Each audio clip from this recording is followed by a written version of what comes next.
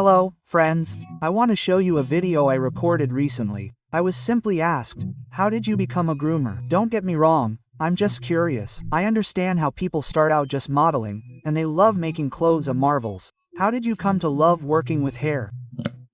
I'll share this video with you, where I wrote a detailed answer, with a bunch of interesting points you might not have known. I also recorded a video about what attracts me to grooming and why I enjoy it. I suggest you watch this video. Enjoy. So, look, you basically have a blank gray canvas, so to speak. I'm speaking as an artist, because I started by drawing. Then you create some kind of preset. Obviously, it's not ready-made, it's not perfect, but you turn it all off, you see these stripes, and you start working with them. You select, for example, one or a whole crowd, or you can not select at all. You take a comb and that's it.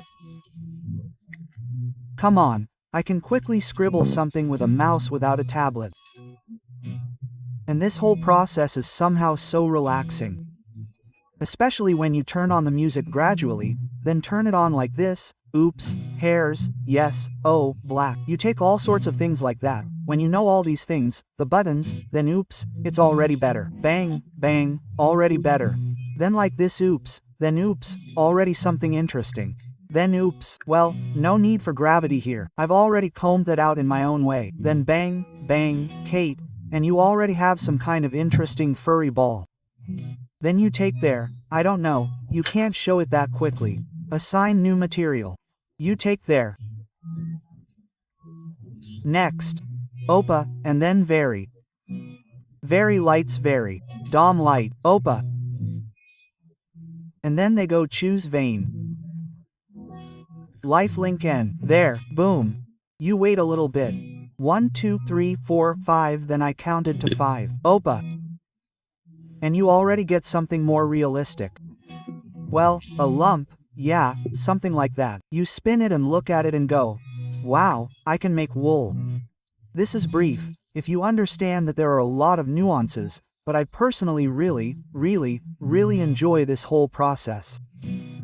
And when you look at a photo, yeah, you have some kind of character there, and you create it, transfer it to 3D and see the result of your work, and then you get a bunch of likes, a dopamine boost.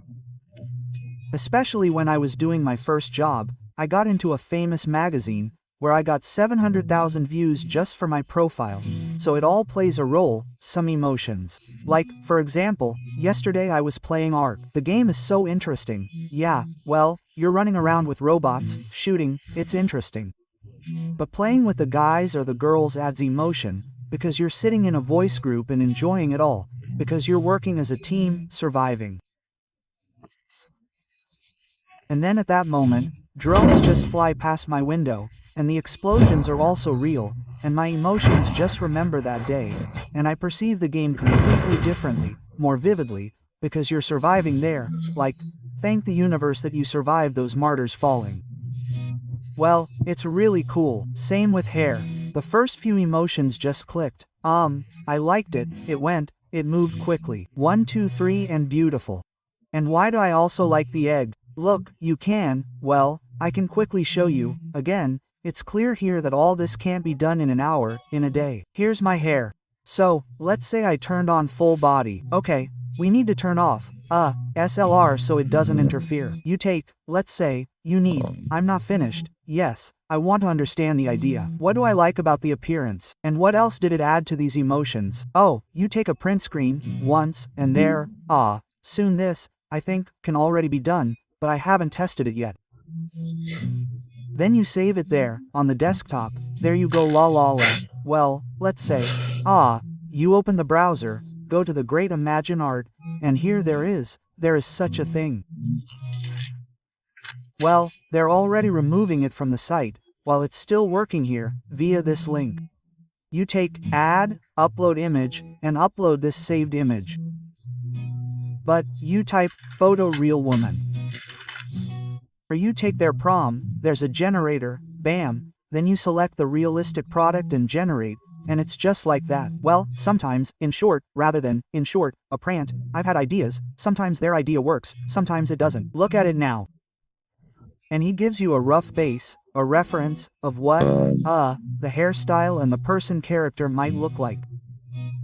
Well, that is, he adds some details there. Of course, he can make mistakes, but it's already enough to inspire an understanding of how to build the hairstyle further. So, he's added something here, but it's already adjusted with the sliders, but there is a match, yes, more or less. And you build it gradually. That is, you can use it as a reference. And all this inspires me to create, something like that. In short, guys, if you're looking for cool 3D hairstyle references, I recommend the 3D website. It has two categories: Groom 3D scans and Groom photos. There aren't many scans, but there are enough VLOS photos to get started on your character's hairstyle.